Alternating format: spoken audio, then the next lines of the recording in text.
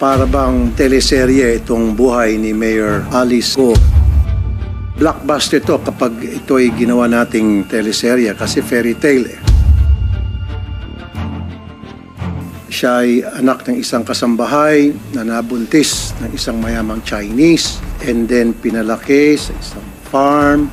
Tapos nag-aral sa bahay, wala siyang kakilala mga kaibigan, and then isang araw, bigla na lang siyang naging mayaman. Unlike sa Cinderella, merong tinatawag na prinsipe na sumalo sa kanya. Dito, it seems to me that she did it on her own. Maraming butas po ako nakikita dun sa narrative ni Mayor Go.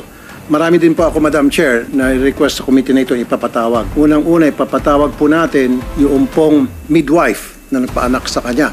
Pangalawa po, nung mag-file silang rate registration, sino po doon ang tumanggap? Pangatlo po, gusto ko pong patawag yung barangay chairman na kung saan nandun yung kanyang farm. Nais ko rin po patawag yung mayor, patatawag din po natin yung mga suki niya na pinagbebenta niya ng baboy. Patatawag din po natin yung mga tauhan niya sa farm.